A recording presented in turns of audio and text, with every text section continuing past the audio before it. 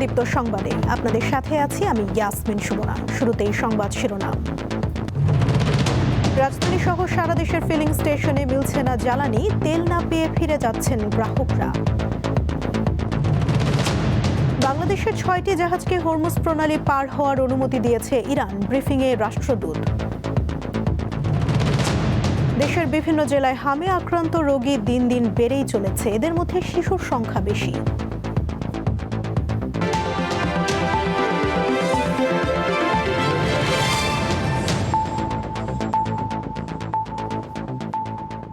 এবারে বিস্তারিত। রাজধানীর অনেক ফিলিং স্টেশনে আজও মিলছে না জ্বালানি তেল। সকাল থেকে বেশিরভাগ পাম্পে গিয়ে ফিরে যাচ্ছেন গ্রাহকরা। পাম্প কর্তৃপক্ষ বলছে, ডিপো থেকে যতটুকু তেল আসছে তা কয়েক ঘন্টার মধ্যেই শেষ হয়ে যাচ্ছে। বিশ্বজুড়ে চলছে তীব্র জ্বালানি তেলের সংকট। এর প্রভাব পড়েছে বাংলাদেশেও। রাজধানীর বিভিন্ন ফিলিং স্টেশনে বুধবারও দেখা গেছে লম্বা লাইন। অনেকে দীর্ঘক্ষণ লাইনে থেকেও তেল না পেয়ে হতাশ। জানালেন, একের পর এক পাম্পে ঘুরেও মিলছে না তেল। কটন না হলে তো হবে না, কারণ এই যে সিন্ডিকেট, কালোবাজারি এগুলো তো বেড়ে গেছে আর বেশি। পাম্পের সামনে নির্দিষ্টভাবে লিখে রাখতে হবে এতটা থেকে এতটা তেলটা পাবেন, তাহলে আমরা সারাদিন এসে বসে থাকবো না। এই গাড়িটা যা ব্যাক করবো, আমার গাড়িতে তেল নাই, এই জন্য আমি সকাল 8টার সময় আসছি, এখন পর্যন্ত 12টা পর্যন্ত অপেক্ষা করতে। 12টার পরেই আমি এখান দাঁড়া থাকবো। 12টা যদি নাগাদ বসে থাকে, যদি তেল পাই তেল নিয়ে যাবো, নাহলে আবার এখানেই বসে থাকতে হবে আমার। এদিকে পাম্প কর্তৃপক্ষ বলছে, ডিপো থেকে পর্যাপ্ত তেল না পাওয়ায় গ্রাহকের ভোগান্তি বাড়ছে। যতটুকু তেল আসছে তা শেষ হয়ে যাচ্ছে কয়েক ঘন্টার মধ্যেই। চাহিদা আসলে আমরা পুরো করতে পারতেছি না। আর প্রতিদিনই গাড়ি তেল দিচ্ছে, আমাদের প্রতিদিন দিচ্ছে, কিন্তু কম দিচ্ছে তেলটা। হ্যাঁ, তেল দিচ্ছে প্রতিদিনই 9,000, আর ওই ডিজেল হয়তো 13,500 বা 18,000 এইভাবে দিচ্ছে আমাদেরকে। সেই সকাল 6টা থেকে সারাদিন এবং সারা রাতের জন্য খোলা থাকছে। তো আমাদের এখানে যে কোনো ধরনেরই গাড়ি আসুক, ট্রাক, আপনার মাইক্রোবাস, কার, সিডান কারগুলো, এগুলো সকলকে আমরা সমপরিমাণ মানে ফুল ট্যাঙ্কি দিতে পারছি। জ্বালানি তেল অবৈধভাবে কেউ মজুত করছে কিনা সে বিষয়ে প্রতিদিন অভিযান চালাচ্ছে প্রশাসন। জড়িতদের আইনের আওতায় আনা হচ্ছে। দিলশাদানি, দীপ্ত সংবাদ, ঢাকা। দেশের বিভিন্ন জায়গায় অবৈধভাবে মজুত করে রাখা পেট্রোল ও ডিজেল জব্দ করেছে প্রশাসন। মেহেরপুর সদর উপজেলার সীমান্তবর্তী দক্ষিণ শালিকা গ্রামে অভিযান চালিয়ে অবৈধভাবে মজুত করে রাখা অন্তত 5,375 লিটার ডিজেল জব্দ করেছে পুলিশ। মঙ্গলবার রাত 11:30টার দিকে সদর থানা পুলিশের একটি বিশেষ দল ফারাবি ট্রেডার্সে এই অভিযান পরিচালনা করে। এছাড়া ভোলার বিসিক শিল্পনগরীতে অবৈধভাবে জ্বালানি তেল মজুতের অভিযোগে 2টি প্রতিষ্ঠানকে মোট 1,50,000 টাকা জরিমানা করা হয়েছে। নারায়ণগঞ্জে জেলা প্রশাসন ও বিজিবির যৌথ অভিযানে অবৈধভাবে মজুত করে রাখা 9,100 লিটার ডিজেল জব্দ করা হয়।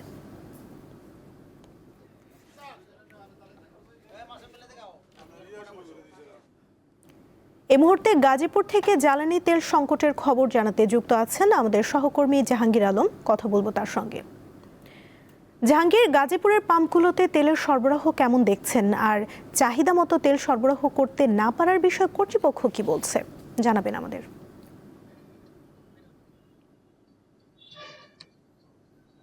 জি, এই সময়টা আমরা সকাল থেকে বিভিন্ন পাম্পে ঘুরে দেখেছি। প্রায় অধিকাংশ পাম্পই কিন্তু বন্ধ রয়েছে। আমার পিছনে নিশ্চয় দেখতে পাচ্ছেন, আমরা মেসার্স আলী ফিলিং স্টেশনে রয়েছে। সেই আলী ফিলিং স্টেশন কর্তৃপক্ষ আমাদের জানিয়েছেন যে এখানে কিন্তু সামান্য পরিমাণ ডিজেল গতকাল এসেছে, সেই ডিজেলগুলো সরবরাহ করছে, এবং গত এক সপ্তাহ যাবৎ কিন্তু কোনো পেট্রোল এবং অকটেন নেই, এবং ডিপো থেকে কোনো সরবরাহ না থাকার কারণে তারা দিতে পারছে না। আমরা কিছুক্ষণ আগেও এখানে লম্বা সারি দেখেছি মোটরসাইকেল এবং অন্যান্য অকটেন এবং পেট্রোল নেওয়ার জন্য, তাদের কিন্তু দিতে পারেনি। অনেকটাই বিব্রতর শিকার হচ্ছে কর্তৃপক্ষ। এই পাম্পের কর্তৃপক্ষ আমাদের জানিয়েছে, গত প্রতি নিয়মিত যদি এই পাম্পটি চলে তাহলে প্রতি সপ্তাহে প্রায় 40,000 লিটার তেল সরবরাহ করে থাকে। বিভিন্ন ভাবে বিভিন্ন গাড়ি বা ডিজেল, শুধুমাত্র ডিজেল ব্যবহার করতে পারে।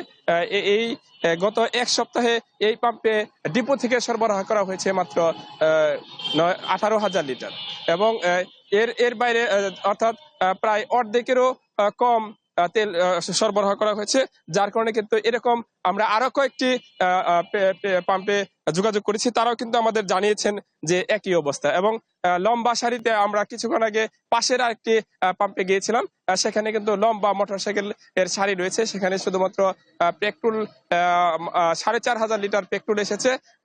পাম্পের যে ট্যাঙ্কি রয়েছে সেখানে ঢেলে দিবে, এর জন্য কিন্তু প্রায় শতাধিক মোটরসাইকেল দাঁড়িয়ে রয়েছে। এছাড়া যে পাম্পগুলোতে কিছু কিছু পাম্পগুলো অতিরিক্ত রিজার্ভ করে সিন্ডিকেট সৃষ্টি করার চেষ্টা করছে, জেলা প্রশাসনের পক্ষ থেকে কিন্তু অভিযান চালানো হচ্ছে। এবং আজও কিন্তু একটি পাম্পে অর্থাৎ ঢাকা বাইপাস যে রুটটি রয়েছে সেই বাইপাস রুটের পাশে তুরাগ ফিলিং স্টেশনে অভিযান চালিয়ে টাকা জরিমানা করা হয়েছে। পাশাপাশি বিভিন্ন দোকানপাটগুলোতে যদি তেল অবৈধভাবে মজুত করা হয় সেখানেও কিন্তু প্রশাসন অভিযান চালিয়ে তাদের বিরুদ্ধে ব্যবস্থা নিচ্ছে। এবং পাম্প কর্তৃপক্ষ চেষ্টা করছে যে তাদের তেল আসা মাত্রই যেন গ্রাহকদের কাছে পৌঁছে দিতে পারে। তবে পর্যাপ্ত সরবরাহ থাকলে পাম্প কর্তৃপক্ষ কিন্তু সরবরাহ করবে বলে আমাদের জানিয়েছেন। সুমনা, গাজীপুর থেকে জানাচ্ছিলেন সহকর্মী জাহাঙ্গীর আলম। দেশের বিভিন্ন জেলায় হামে আক্রান্তের সংখ্যা বাড়ছে, এদের মধ্যে শিশুর সংখ্যাই বেশি। বরগুনায় 250 শয্যা জেনারেল হাসপাতালে 18 জনের শরীরে হামের সংক্রমণ নিশ্চিত হওয়া গেছে। পাবনাতেও বাড়ছে এই রোগে আক্রান্তের সংখ্যা। ময়মনসিংহ মেডিকেল কলেজ হাসপাতালে গত 24 ঘন্টায় নতুন করে হামের লক্ষণ নিয়ে 21 শিশু ভর্তি হয়েছে। মঙ্গলবার সকাল 9টা থেকে বুধবার সকাল 9টা পর্যন্ত তাদের ভর্তি করা হয়। বর্তমানে চিকিৎসাধীন আছে মোট 64 শিশু। এছাড়া গত 2 সপ্তাহে হামে আক্রান্ত হওয়ার পর অন্যান্য জটিলতায় চিকিৎসাধীন অবস্থায় মারা গেছে 5 শিশু।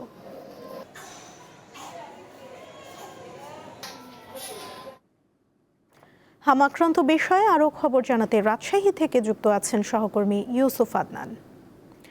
আদনান, হাম আক্রান্ত রোগীদের চিকিৎসার বিষয়ে কর্তৃপক্ষের তৎপরতা কেমন দেখছেন? সার্বিক পরিস্থিতি আমাদের জানাবেন। সুমনা, রাজশাহী মেডিকেল কলেজ হাসপাতালে হামের উপসর্গ এবং আক্রান্ত হয়ে রোগী ভর্তির সংখ্যা দিন দিন বাড়ছে। গত 24 ঘন্টায় রাজশাহী মেডিকেল কলেজ হাসপাতালে হামের উপসর্গ নিয়ে একজন মৃত্যুবরণ করেছে। এ বিষয়ে আমি কিছুক্ষণ আগে কথা বলেছি রাজশাহী মেডিকেল কলেজ হাসপাতালের মুখপাত্র এবং IMO in charge doctor Shankar Kumar বিশ্বাসের সঙ্গে। তিনি আমাকে জানিয়েছেন গত 24 ঘন্টায় হামের উপসর্গ নিয়ে একজন রোগী মৃত্যুবরণ করেছেন এবং নতুন করে মোট 22 জন রোগী হামের উপসর্গ নিয়ে ভর্তি হয়েছেন। এবং এখন পর্যন্ত রাজশাহী মেডিকেল কলেজ হাসপাতালে 117 জন রোগী হামে আক্রান্ত হয়ে চিকিৎসা নিচ্ছেন এবং এই হাসপাতালে এখন পর্যন্ত 4 জন রোগী হামের উপসর্গ নিয়ে মৃত্যুবরণ করেছেন। এবং একটি বিষয় যদি সুমনা জানিয়ে রাখি যে এখানে শিশু ওয়ার্ড রয়েছে, শিশু ওয়ার্ডে মোট বেড সংখ্যা রয়েছে 200টি, কিন্তু আমরা দেখেছি যে শিশু ওয়ার্ডে মোট রোগীর সংখ্যা 700 থেকে 750, সেই হিসাবে 500 থেকে 550 শিশু রোগী বৃদ্ধি পেয়েছে। তবে হাসপাতাল কর্তৃপক্ষ চিকিৎসা সেবা দেওয়ার জন্য হামের রোগীদের জন্য একটি আলাদা ওয়ার্ড তৈরি করেছেন এবং 40 শয্যা বিশিষ্ট একটি ওয়ার্ড গতকালকেই তারা তৈরি করেছেন। এবং সুমনা, আরেকটি বিষয় যদি জানিয়ে রাখি যে রাজশাহী বিভাগের যে 8টি জেলা রয়েছে, 8টি জেলার যদি একটু চিত্র তুলে ধরি তাহলে বলবো যে এখন পর্যন্ত রাজশাহীর 8 জেলায় মোট 229 জন রোগী হামের উপসর্গ এবং আক্রান্ত হয়ে চিকিৎসা নিচ্ছেন।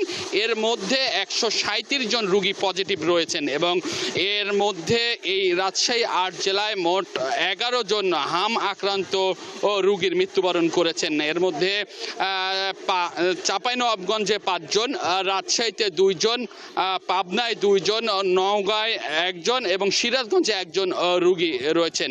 আসলে এই ছিল আমার কাছে রাজশাহী থেকে হামের সর্বশেষ খবর। আদনান, ধন্যবাদ আপনাকে। শিশুদের হামে আক্রান্ত হওয়া নতুন কিছু নয়, তবে এই বছর ব্যাপক সংক্রমণের কারণ হিসেবে হামের সাথে অন্য কোনো ভাইরাস আছে কিনা তা খতিয়ে দেখতে হবে বলে মনে করছেন জনস্বাস্থ্যবিদরা। যারা সুস্থ হয়ে যাচ্ছে তাদের দীর্ঘমেয়াদী কোনো সমস্যা না হলেও নিউমোনিয়ায় আক্রান্তদের জন্য সতর্কতা অবলম্বন করার পরামর্শ তাদের।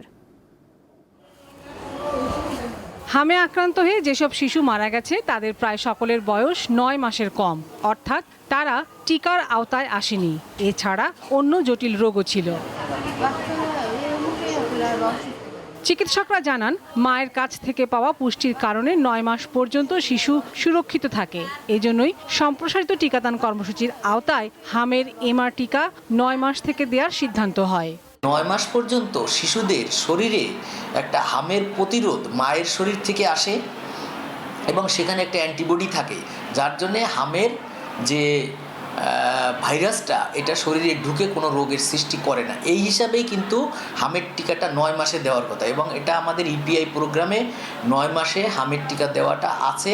হামের এই প্রকোপের পেছনে অন্য কোনো কারণ আছে কি না তা জানার পরামর্শ দিয়েছেন এই জনস্বাস্থ্যবিদ। এটা তো এখন গবেষণার ব্যাপার, ভাইরাসগুলা টেস্ট করতে হবে, আইডিসিআর এটা করতে পারে যে এটা অন্য কোনো কিছু কিনা। তবে একটা জিনিস হইতে পারে যে ভাইরাস তো সবসময় তাদের নিজস্ব আদল বদলায়। এইবারকার এই ভাইরাসের তো মিউটেশন হয়ে এমন অবস্থা হয়তো হয়েছে যে এই মিজলস ভাইরাসই কিন্তু ওইটা আরও ছোট বাচ্চাদেরকে এফেক্ট করতেছে এবং এফেক্ট করাতেই এদের টিকা দেওয়ার আগেই তারা এফেক্টেড হয়ে তারা টিকতে পারে। তিনি বলেন, স্বাভাবিকভাবে হামে আক্রান্তদের দীর্ঘমেয়াদী কোনো সমস্যা হয় না, তবে যারা নিউমোনিয়ায় আক্রান্ত হয় তাদের ক্ষেত্রে বাড়তি সতর্কতা প্রয়োজন। সাধারণত কোনো পরবর্তীতে লং টার্ম কোনো ইফেক্ট হয় না। যদি তার নিউমোনিয়া হয়ে থাকে, বাচ্চাটার নিউমোনিয়াটা ভালো হয়েছে, তাহলে হয়তো ফুসফুসের সমস্যা হইতে পারে, পরবর্তীতে অ্যাজমা, পরবর্তীতে শ্বাসকষ্ট ইত্যাদি এটা হইতে পারে। সুস্থ শিশুদের এখনই স্কুল বন্ধ না করে বাড়িতে হামে আক্রান্ত শিশু থাকলে তাকে আলাদা রাখার পরামর্শ দিয়েছেন তিনি। লাবণী গুহ, দীপ্ত সংবাদ, ঢাকা। আটকে পড়া বাংলাদেশের 6টি জাহাজ হরমুজ প্রণালী দিয়ে পার হওয়ার বিষয়ে অনুমতি দিয়েছে ইরানের নিরাপত্তা কাউন্সিল। জাহাজগুলো ফেরত আনার বিষয়ে ঢাকা ও তেহরান উভয় পক্ষ কাজ করছে। মধ্যপ্রাচ্যের সাম্প্রতিক ঘটনা নিয়ে বুধবার ঢাকায় ইরানের দূতাবাসে সংবাদ সম্মেলনে এ তথ্য জানান দেশটির রাষ্ট্রদূত জলিল রহিমি জাহানাবাদী। তিনি আরও বলেন, বাংলাদেশিদের ফেরত আনার বিষয়ে ইরানের পররাষ্ট্রমন্ত্রীকে চিঠি দিয়েছে ঢাকা। যদিও যুদ্ধ ইস্যুতে বাংলাদেশের বিবৃতি নিয়ে ইরানের দুঃখ রয়েছে বলেও উল্লেখ করেন রাষ্ট্রদূত। ইসরায়েলের প্ররোচনায় ডোনাল্ড ট্রাম্প যুদ্ধে পা দিয়েছে এবং এখন পালানোর পথ খুঁজছে বলেও দাবি করেন জলিল রহিমি। এই কূটনৈতিক আরও বলেন, এখন ইরানকে হুমকি দেয়া হচ্ছে পারমাণবিক বোমা বর্ষণের, কিন্তু ইরান এতে ভীত নয়। হরমুজ প্রণালীর নিয়ন্ত্রণ ও আধিপত্য রক্ষায় ইরান কাজ করছে বলে উল্লেখ করেন তিনি।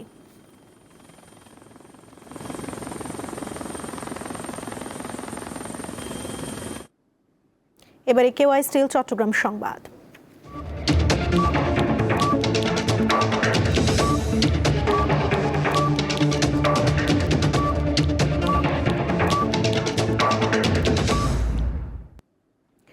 চট্টগ্রাম নগরীর চকবাজার এলাকায় অবৈধ বিলবোর্ড, ব্যানার ও পোস্টার উচ্ছেদে অভিযান পরিচালনা করেছে চট্টগ্রাম সিটি কর্পোরেশন। দুপুরে নগরের অলিখা মসজিদ মোড় থেকে শুরু হওয়া অভিযানে সরাসরি নেতৃত্ব দেন মেয়র ডাক্তার শাহাদাত হোসেন। এ সময় সড়ক ও বিভিন্ন স্থাপনায় টাঙানো অবৈধ বিলবোর্ড, ব্যানার ও পোস্টার অপসারণ করা হয়। মেয়র ডাক্তার শাহাদাত হোসেন নিজের ছবি সম্বলিত একাধিক ব্যানারও অপসারণ করেন। পরে মেয়র জানান, নগরীর সৌন্দর্য ও শৃঙ্খলা রক্ষায় অবৈধ কোনো বিলবোর্ড বা ব্যানার রাখা হবে না।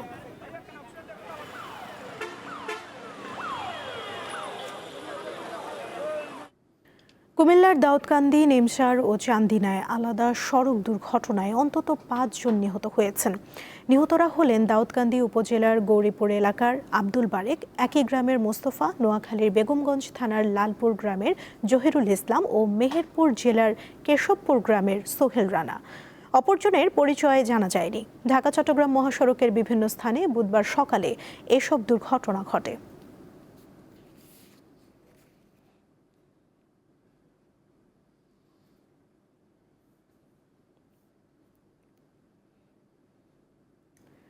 সংযুক্ত আরব আমিরাতের ফুজাইরাতে ড্রোনের ধ্বংসাবশেষ পড়ে এক বাংলাদেশি নিহত হয়েছেন। দেশটির সরকারি বার্তা সংস্থা WAM বুধবার জানায় একটি ড্রোন ফুজাইরাতে আসার পর এটিকে ভূপাতিত করা হয়। ওই সময় ড্রোনটির ধ্বংসাবশেষ শেষে আঘাত হানে ওই বাংলাদেশির ওপর। নিহত বাংলাদেশির নাম পরিচয় এখনও জানা যায়নি, তবে তিনি আল রিফা এলাকার একটি ফার্মে কাজ করতেন বলে জানিয়েছে আরব আমিরাত।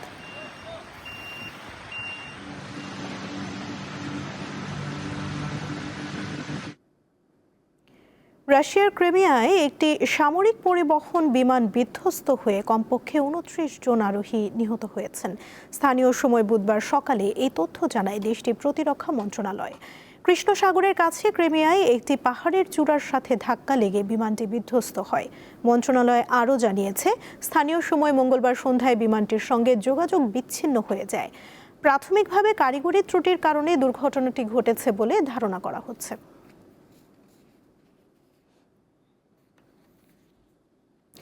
চুক্তি হোক বা না হোক, আগামী 2 থেকে 3 সপ্তাহের মধ্যে ইরান যুদ্ধ শেষ হবে বলে জানিয়েছেন যুক্তরাষ্ট্রের প্রেসিডেন্ট ডোনাল্ড ট্রাম্প। এই সময়ের মধ্যে ইরান পাল্টা কোনো পদক্ষেপ নিলে পরিস্থিতির পরিবর্তন হতে পারে বলেও ইঙ্গিত দেন তিনি। স্থানীয় সময় বুধবার হোয়াইট হাউসে সাংবাদিকদের সঙ্গে আলাপকালে এই সময়সীমার কথা জানান তিনি। এছাড়া যুক্তরাষ্ট্র ও ইসরায়েলের হামলায় ইরান এতটাই বিধ্বস্ত যে দেশটি পুনর্গঠনে অন্তত 15 থেকে 20 বছর সময় লাগবে বলে দাবি করেন ট্রাম্প। এদিকে ইরানের ইস্পাহান প্রদেশের আরেকটি ইস্পাত কারখানায় হামলা চালিয়েছে ইসরায়েল। জবাবে মধ্যপ্রাচ্য সহ উপসাগরীয় অঞ্চলে হামলা চালাচ্ছে তেহরান। কুয়েতের সরকারি সংবাদ সংস্থা জানিয়েছে, দেশটির আন্তর্জাতিক বিমানবন্দরে ড্রোন হামলায় বড় ধরনের অগ্নিকাণ্ড ঘটেছে। পাশাপাশি বুধবার সকালে কাতারের তেলবাহী একটি জাহাজে ইরানের ক্ষেপণাস্ত্র হামলার খবর নিশ্চিত করেছে দেশটি।